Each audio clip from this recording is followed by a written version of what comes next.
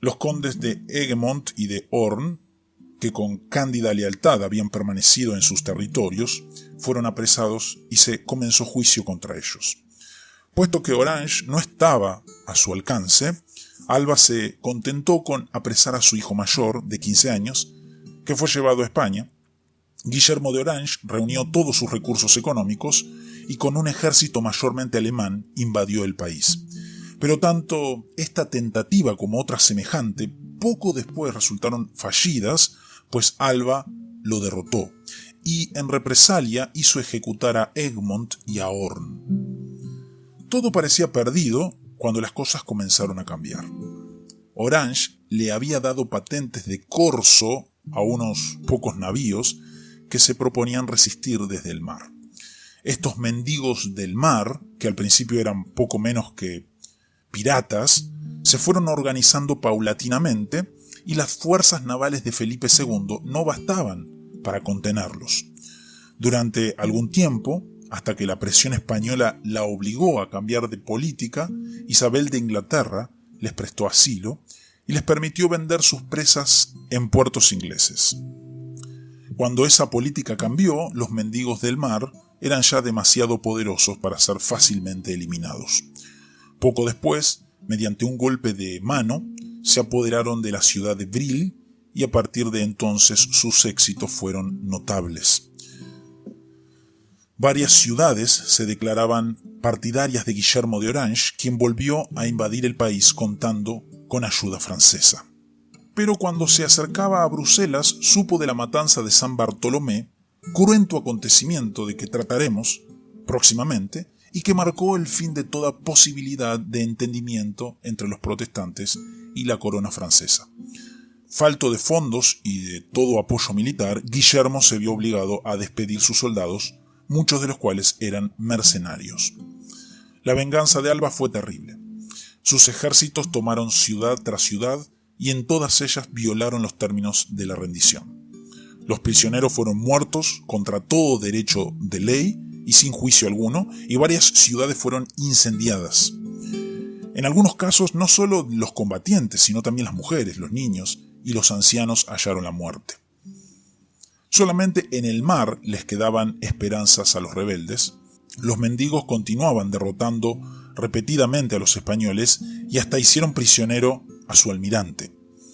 Esto, a su vez, le hacía muy difícil a Alba recibir provisiones y paga para sus soldados, que pronto comenzaron a amotinarse.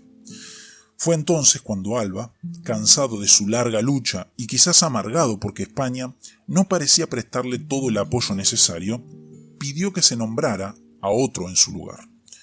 El nuevo general español, don Luis de Zúñiga y Requesens, trató de ganarse a los habitantes católicos del país, cuyo número era mayor en las provincias del sur, y separarlos así de los protestantes del norte, contra quienes continuó la guerra. Hasta entonces, la cuestión religiosa había sido solo un elemento más en lo que en realidad era una rebelión nacional contra el yugo extranjero. Guillermo de Orange, el jefe de la rebeldía, había sido católico liberal, por lo menos hasta su exilio en Alemania, y solo en 1573 se declaró calvinista. La política de Requesens contribuyó a subrayar el motivo religioso del conflicto y por tanto las provincias del sur, en su mayoría católicas, empezaron a separarse de los protestantes. Esto a su vez hacía más desesperada la causa protestante, que parecía ser vencedora solamente en el mar, mientras que en tierra era derrotada repetidamente.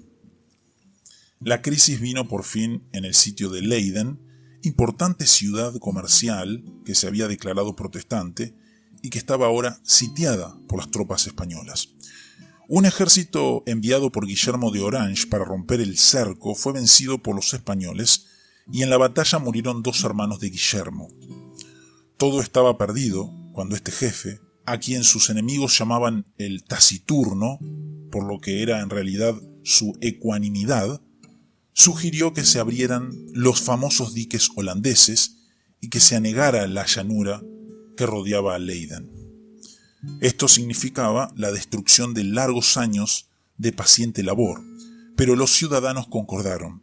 mientras los sitiados continuaban ofreciendo heroica resistencia en medio de un hambre espantosa. Aún después de tomada tan drástica decisión, el agua tardó 4 meses en llegar a Leiden, pero los defensores resistieron. Con las olas llegaron los mendigos del mar gritando «¡Antes turcos que papistas!» y obligaron a los españoles a retirarse. En eso murió Requesens. La soldadesca española, falta de jefe y de paga, se amotinó y se dedicó a saquear las ciudades del sur, que eran su presa más fácil. Esto a su vez unió a todos los habitantes de las diversas provincias que se reunieron en Gante en 1576 y firmaron un tratado, la Pacificación de Gante, que establecía una alianza entre las provincias a pesar de todas las diferencias religiosas. En ello vio Guillermo de Orange un gran triunfo, pues su opinión había sido siempre que la intolerancia y el partidismo religiosos eran un obstáculo al bienestar de las provincias. El próximo regente, don Juan de Austria, medio hermano bastardo de Felipe, solo pudo entrar en Bruselas después de acceder a la pacificación de Gante, pero Felipe II no se daba por vencido. Un nuevo ejército invadió el país y una vez más las provincias del sur se mostraron dispuestas a capitular. Entonces las del norte, contra la voluntad de Orange, formaron una liga aparte para la defensa de sus libertades y de su fe. La lucha continuó largos años. Dueños de las provincias del sur, los españoles no podían tomar las del norte. En 1581, Felipe II publicó una proclama prometiéndole enorme recompensa a quien asesinara a Guillermo el Taciturno. Este y los suyos respondieron con un acta de abjuración en la que por fin se declaraban completamente independientes de toda autoridad real. Pero 3 años más tarde, tras varias intentonas fallidas, Guillermo cayó, muerto por un asesino en busca de la recompensa. Como era de esperarse, dado el carácter de Felipe II, el rey de España se negó primero a cumplir lo prometido y a la postre pagó solo una porción. La muerte de Guillermo el Taciturno pareció por un momento poner la rebelión en peligro, pero su hijo Mauricio, de 17 años, al morir su padre, resultó ser todavía mejor general y dirigió sus fuerzas en una serie de campañas sumamente exitosas. Por fin, en 1607, España dio señales de considerarse vencida y se firmó una tregua que a la postre llevó el reconocimiento de la independencia de la nueva nación protestante, que para ese entonces era mayormente calvinista.